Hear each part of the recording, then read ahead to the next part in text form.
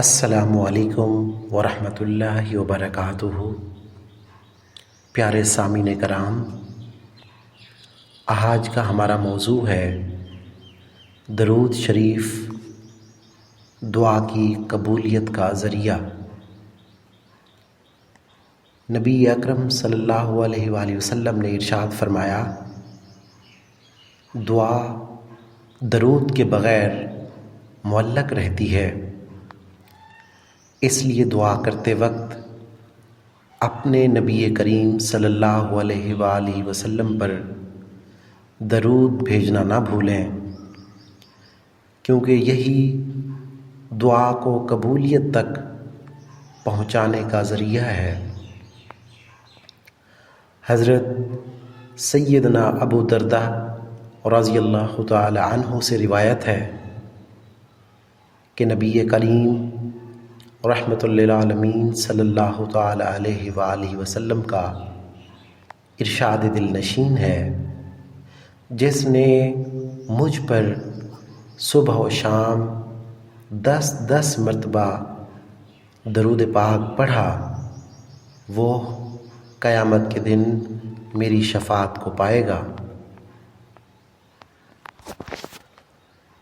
گویا درود شریف کی کثرت کرنے والا بندہ نہ صرف دنیا میں سکون پاتا ہے، بلکہ قیامت کے دن بھی نبی کریم صلی اللہ علیہ وآلہ وسلم کے قریب ترین ہوگا، جو ہر مومن کی خواہش ہے۔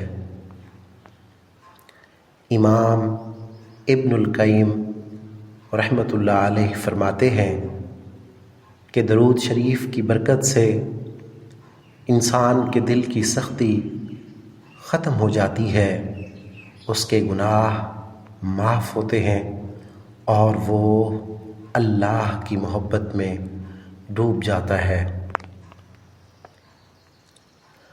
آج بھی دنیا بھر میں لاکھوں مسلمان درود شریف کی کثرت سے اپنے ایمان کو مضبوط کرتے ہیں، مشکل وقتوں میں اللہ سے مدد مانگتے ہیں اور اپنے رب کے قریب ہوتے ہیں۔ تو آپ بھی اپنی روزمرہ زندگی میں درود شریف کو شامل کریں، ہر وقت، ہر جگہ اور ہر حالت میں اپنے نبی کریم صلی اللہ علیہ وآلہ وسلم پر درود بھیجتے رہیں۔ یاد رکھیں، درود شریف صرف الفاظ کا مجموعہ نہیں، بلکہ یہ ایک روحانی تعلق ہے جو اللہ تعالیٰ کی محبت اور رحمت کا دروازہ کھولتا ہے۔